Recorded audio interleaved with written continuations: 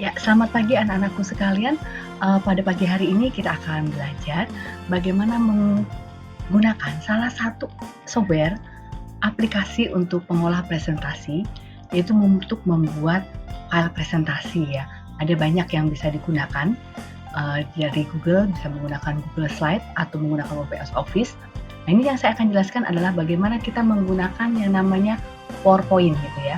Oke, bisa kita gunakan di sini Start ya.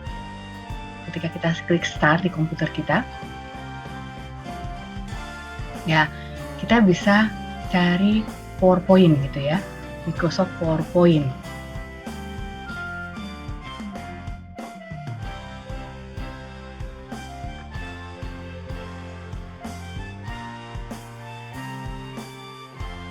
Dan saya pakai yang 2013 ya. Kalian boleh menggunakan versi berapapun begitu ya untuk menggunakannya ya, Microsoft Office 2013 ya. Nah, ini saya akan gunakan PowerPoint.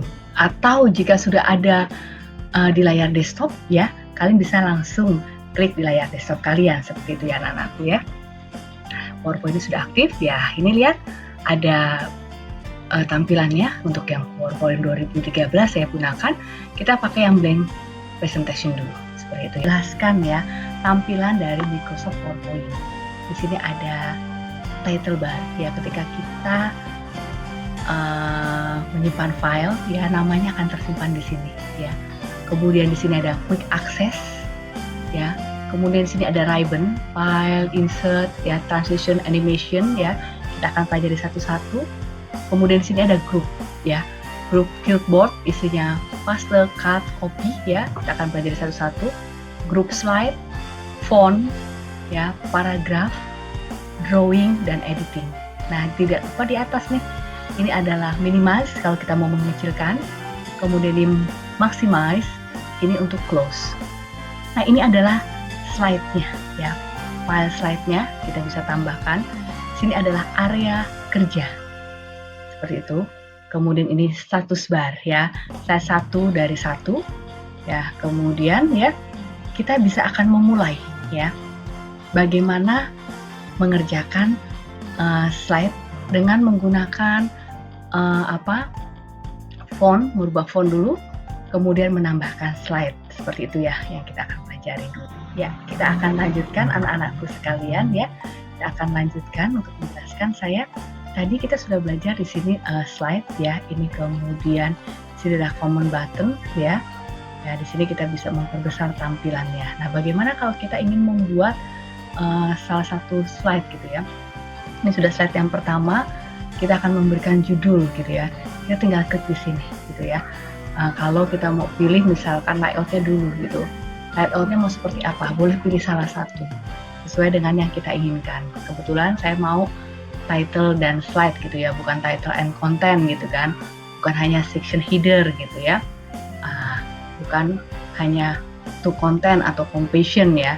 Kita pilihnya title ya, sudah sama seperti ini gitu ya. Nah, kita bisa beri contoh misalnya tentang penanggulangan ya COVID-19 gitu ya.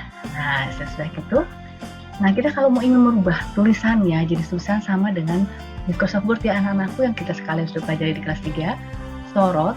Nah, ini boleh ubah jenis tulisannya apa sesuai dengan yang kita inginkan.